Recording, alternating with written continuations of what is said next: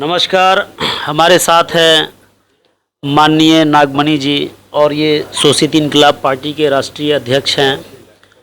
इनसे हम सीधी बात करते हैं। नई सरकार बनी है, सरकार गठन के ऊपर। सर बताइए, नई सरकार बनी है, कार्यकाल बिहार में किस तरह से और कैसे चलेगा?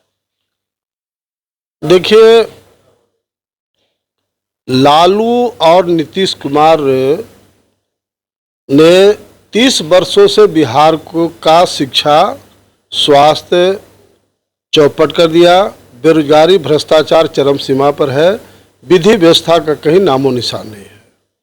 और ऐसी स्थिति में एक तरह से बिहार के लिए काला दिन के रूप में ये सरकार याद रहेगी, क्योंकि इस सरकार से कोई उम्मीद नहीं है। अब बताओ कि लॉ मिनिस्टर जो बिहार की आम जनता को न्याय दिलाने की जिम्मेवारी है, वही फरार है, वही क्रिमिनल है, उस पर चार्जेज है।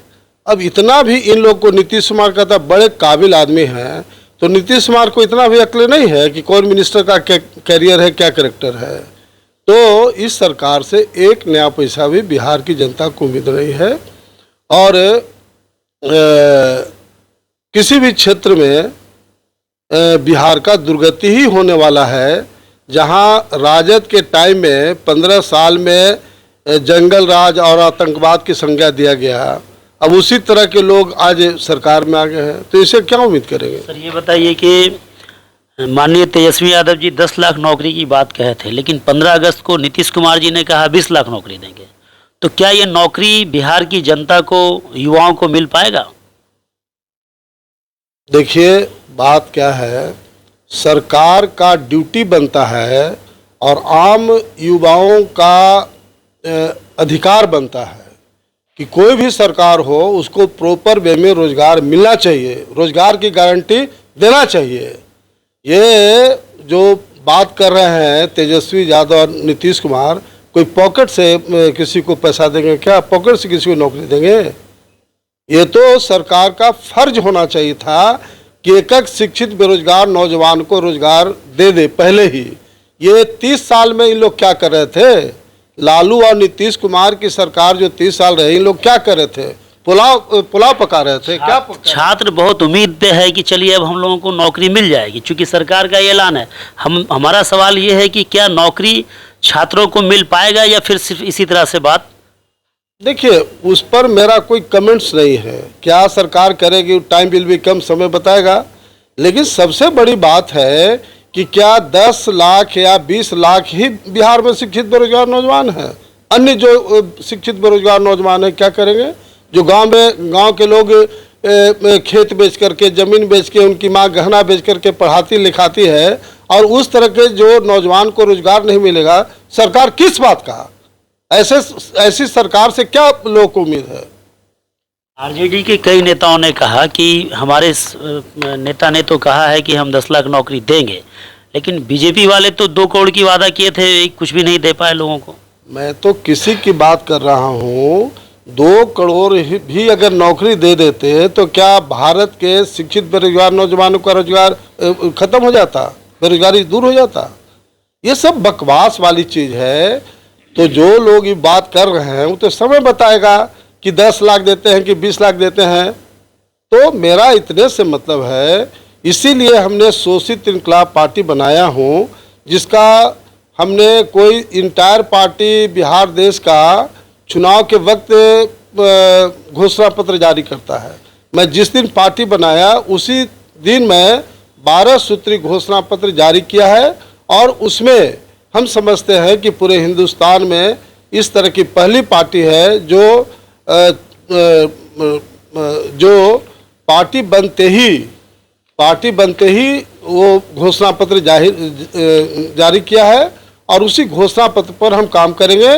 अगर उसी हिसाब से हमारा काम होगा तो नो डाउट कि बिहार नहीं, देश का सिंगल पार्टी और सिंगल सरकार होगी जो आम जनता की तमाम समस्याओं को दूर करेगी। सर 2024 का दौर जो होगा प्रधानमंत्री का, उसमें लोगों का मानना है कि नीतीश कुमार प्रधानमंत्री के लिए एक अच्छे चेहरा हैं। तो बताइए 2024 में जो नीतीश कुमार जी 15 साल में बिहार में शिक्षा स्वास्थ्य चौपट कर दिए, बेरोजगारी भ्रष्टाचार चरम सीमा पर पहुंचा दिया, विधि व्यवस्था नाम का चीज़ नहीं रही। उस प्राइम मिनिस्टर बनेगा, प्रधानमंत्री बन के क्या करेंगे?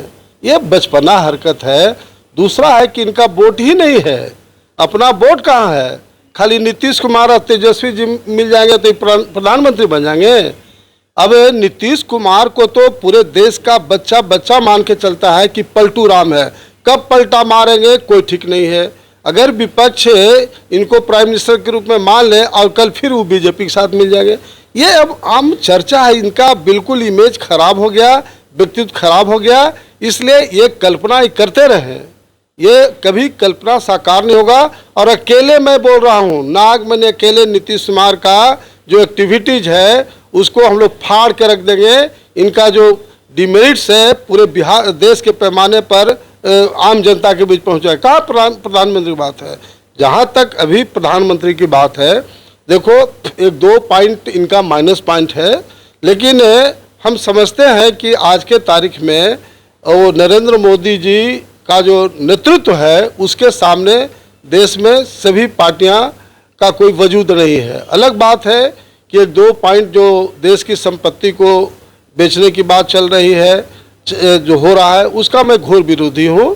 तो हमारी पार्टी बिल्कुल सेकुलर लाइन पर चलेगी, इस पर किसी भी कीमत में हम समझौता नहीं करेंगे। कल मान लीजिए पार्लियामेंट का चुनाव होगा, हम लोग पैक्ट कर सकते हैं, चाहे महागठबंधन हो।